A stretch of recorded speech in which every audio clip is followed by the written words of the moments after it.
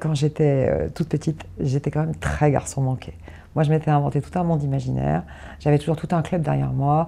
Sur mon vélo, je n'étais pas sur mon vélo, j'étais sur un cheval dans mon esprit. Je me retournais pour appeler tous mes compagnons. Je me sentais très chef de bande. J'étais très Robin des Bois, je grimpais aux arbres. Et en grandissant, j'ai tout de suite aimé les sports un peu violents. À 14 ans, quand j'ai commencé à monter sur des chevaux de course, j'ai adoré. J'ai adoré la sensation de vitesse, l'adrénaline. Et à cette époque-là, il n'y a pas d'hommes, il n'y a pas de femmes sur les pistes. Il n'y a que des hommes. Et je crois qu'on devait être 2 femmes à Maison Lafitte en tout et pour tout.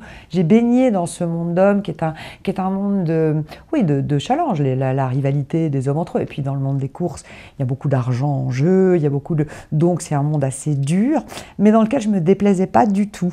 Et puis en plus, moi j'ai beaucoup vécu avec mon père uniquement après le départ de ma mère. Mon père était chasseur, il aimait beaucoup les armes, il nous avait acheté des carabines à plomb. Donc j'ai toujours eu cette tentation des sports masculins, des choses un peu violentes qui faisaient un petit peu peur. Se faire peur, c'est comme quand on regarde des films d'horreur, on se fait peur et ça fait plaisir et c'est merveilleux. Et j'ai gardé voilà, cet amour des choses un petit peu brutales, un petit peu violentes. Et récemment encore, bon, je fais beaucoup de tirs, je fais même du tir de compétition. Et puis l'hélicoptère c'est fascinant. Et je crois que voilà, dans une autre vie, il faudra que je sois pilote. Moi, je pense qu'une femme doit pouvoir, mais alors particulièrement dans le monde dans lequel nous vivons maintenant, doit pouvoir avoir la force de se battre, de réagir. Bon, les gens divorcent très facilement aujourd'hui, beaucoup de femmes se retrouvent seules, elles sont obligées de rebondir. Et je pense qu'une femme aujourd'hui ne peut pas être juste quelqu'un de très effacé qui va se contenter de ce que la vie lui donne. Les femmes sont aujourd'hui plus entreprenantes. Mais pour les hommes comme pour les femmes, de toute façon, on a les 2 facettes.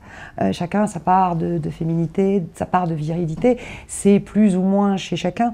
Mais quand je décris des personnages, quand je me mets dans leur tête, je ne peux pas les faire monobloc. C'est pas possible, c'est pas crédible en fait. Donc je crois que ce que le lecteur il aime bien, c'est trouver des gens auxquels il peut s'identifier en disant oui, un homme, c'est pas que un homme fort et une femme, c'est pas que une pauvre petite chose, non.